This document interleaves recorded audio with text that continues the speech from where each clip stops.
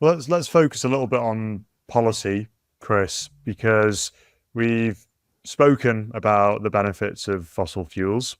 Uh, we know that policy is typically focused on the phase out of them. And I'm over here in the United Kingdom. We've got an incoming Labour government, presumably. But even if it was a Conservative government, we would likely see a doubling down on renewable energies like wind and solar. Indeed, we've carpeted the North Sea with them. We've seen 16 million trees felled in Scotland since 2000 to put wind farms in. We see similar things in some of the ancient primeval forests in Germany. And we've indeed seen scrap nuclear power plants because of events over in Japan in the Fukushima crisis, despite there being different reasons behind why that happened and why that wouldn't necessarily happen in Germany. And nuclear is typically excluded. And I know you have run some data that became a pretty popular post on X, which showed the efficacy of each of these energy sources. So fossil fuels, how it stacks up against wind, solar, nuclear, using fossil fuels as the baseline. So, how much wind would you need to try and match that and what space it would take up, and solar likewise. And then why nuclear is the king of them all, I suppose, even if there may be questions over long-term disposal. And I think typically it's excluded because people consider nuclear to be a dirty word because of nuclear weaponry, I would say. So let's focus on this. Let's say policymaking, whatever we think, fossil fuels, they're going to run out eventually. That's the common argument. Let's accept it. And let's say, what are the options that we have to replace it? How much wind would you need? How much solar would you need? How much nuclear would you need? Yeah, this is a fun thing to discuss. I always enjoy discussing this because I think, and as you said, nuclear is heavily opposed, and it's opposed actually by people on both sides of the energy aisle, and sometimes for similar reasons, sometimes for not. And one thing, a lot of ignorant people, as you say, hear the word nuclear and they think of nuclear weaponry, and it's not, it's not even close to the same thing.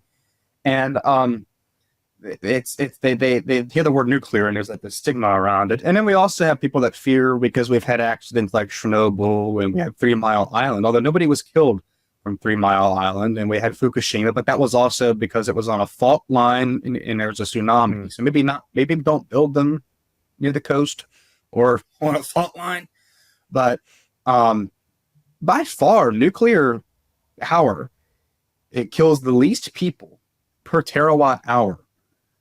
On a terawatt hour basis, nuclear kills the least amount of people, second to solar. Solar power is actually the safest in terms of deaths per terawatt hour, killing 0.01 people per terawatt hour. Nuclear's 0.02.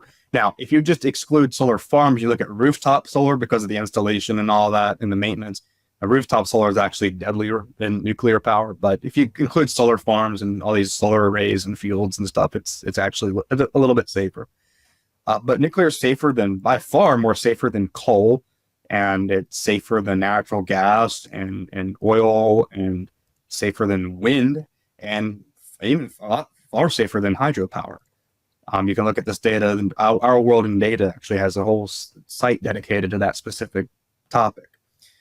So as far as nuclear being deadly, yeah, we've had some radiation accidents and stuff, and there's probably some long-term effects on people, Chernobyl, but again, when it comes to that, if you look just in general, averaged, nuclear is by far the safest clean energy or safest energy technology we have, except for solar, which is just a little bit safer on a terawatt hour death basis.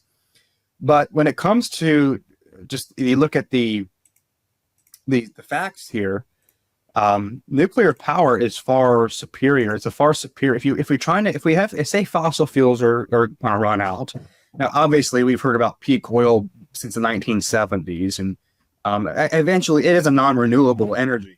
Coal and natural gas and oil, they are non-renewable energy sources. But the estimations are always way too early when we're going to reach peak oil or peak whatever, peak coal. They always say we're going to run out, and we haven't. Eventually, probably will, but I don't know when that's going to be. But let's hypothetically go with what you said, and let's say that we're going to run out soon, and we need to go on a new technology. What's better, nuclear, solar, or wind? So nuclear power is by far the most material-intensive energy source. It requires, or not nuclear, but it's by far the least amount. Nuclear power is by far the least material-intensive energy source, second to natural gas. Natural gas is slightly less material-intensive. But wind and solar require these largely non-recyclable plastics. And these turbine blades last maybe 10, 15 years, 25 years, maybe. And solar panels might last 15, 20 years as well before they have to be replaced. A good nuclear plant can last 40 or to 80 years or more if it's kept up and running. So we're going to have to keep replacing these turbine blades and these solar panels. And solar panels are very much get damaged by weather, by hailstorms, for example. There's a 350 megawatt solar array in Texas, just southwest of Houston, that was destroyed by a hailstorm back in March, causing millions of dollars in damage. We cannot be having, if we're going to be powering our society on these things, we cannot be having technology that's going to be destroyed by the weather. Wind turbines can easily get destroyed by tornadoes. You don't really tend to see a whole lot of that in the case of solar or of coal plants or natural gas plants or nuclear plants. They don't tend to be destroyed that often by the weather. So if we're going to be powering our society on stuff, we need to have something that's reliable. And what's really compelling is that is the energy density of nuclear and how much it can power. So I ran some calculations the other day. It was a viral post, and the average nuclear power station has a rating of 1,000 megawatts. That's how much power installed power capacity that a nuclear plant has is 1,000 megawatts. And the Department of Energy and Energy Information Administration stated that in 2022, nuclear power across the United States on average had a 92.7% capacity factor, which means that over the course of a year, 365 days, it was operating at full capacity 92.7% of the time. The reason it's at 100 is because of maintenance and refueling, stuff like that. Typical. But nuclear by far has the highest capacity factor, the highest efficacy of any energy source, even over fossil fuels, over coal and natural gas, for example. Nuclear is by far working at full capacity more time than any other energy source. So if we take into account the fact that nuclear power, it has a 1,000 megawatt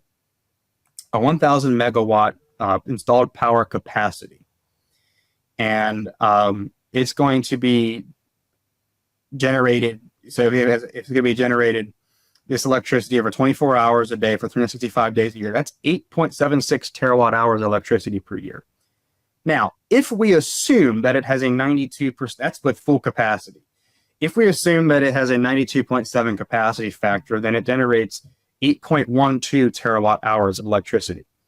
And that is actually going to be able to power roughly 752,527 homes based on that calculation. That's a lot of homes. And that's all from just one nuclear plant sitting on about 1.3 square miles of land. So just 1 square mile of land, 832 acres of land, you can have a 1,000 megawatt nuclear facility operating at 92.7% power capacity over the course of a year, and it's enough to power over 700,000 homes. It's incredible. Now, a typical solar photovoltaic power plant, typically, let's say those are called utility scale solar arrays.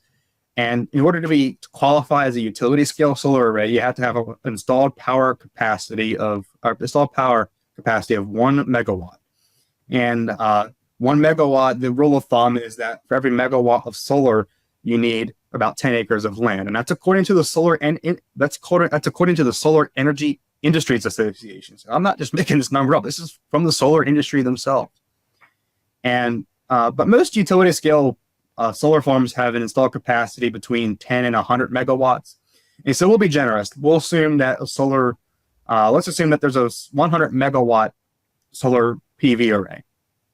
And if it's, and we also have to take into account, according to the Energy Information Administration, that solar in 2022 had a 24.4% capacity factor, the lowest of any energy source. And so it's operating at full capacity only 24, less than 25, less than a quarter of the year it's operating at full capacity. That's not sustainable by any metric. And so that's enough to generate roughly a 100 megawatt solar farm operating at 24.4% capacity generates 0.21 terawatt hours of electricity per year. So in order to match the energy output of a 1,000 megawatt nuclear facility operating at 92.7% efficacy, you would have to have an installed solar capacity of 3,800 megawatts. And that would that would have to occupy roughly 243,000 acres of land, which is 380 square miles, compared to 1.3 square miles for a nuclear facility, just to generate the same amount of electricity. So you could have a solar farm the size of Houston, Texas, and it wouldn't be enough to even power a fraction. And just a 100 megawatt solar farm operating at 24.4% capacity is only enough to power less than 20,000 homes. Now look at wind power. Typical utility scale wind turbines have about a 2.5 megawatt rating. It ranges between 1 and 5. And typically large solar farms have installed capacity between like 1 and 300 megawatts. And so we go with the 2,000 or 200 megawatt rather wind farm. And that's going to occupy about 6,400 square miles of land. Or not 6,400 square miles, 6,400 acres, because it's about 80 acres per turbine. And so you have a 200 megawatt hours of installed capacity. It generates 200 megawatt hours of electricity. It has 200 megawatts of installed power capacity, the wind farm. That's enough to generate and by the way, the Energy Information Administration says that wind has a 35.9% capacity factor in 2022. So if you taking that into consideration, a single 200 megawatt wind farm generates 0.628 terawatt hours of electricity in a single year. And that's enough to power a little under 60,000 homes. And just with that 60,000 homes powered, that already occupies 60 times as much land, or 80 times as much land rather, than a nuclear facility. And that's able to power 750 plus thousand homes. And so in order to match the output of a nuclear plant to power the same amount of homes, to get it for a wind farm, you'd have to have an installed capacity of 2,580 megawatts. And that's going to occupy roughly 660,480 acres or 1,032 square miles. So there's no way that these energy sources are at all, these solar and wind are at all sustainable by any metric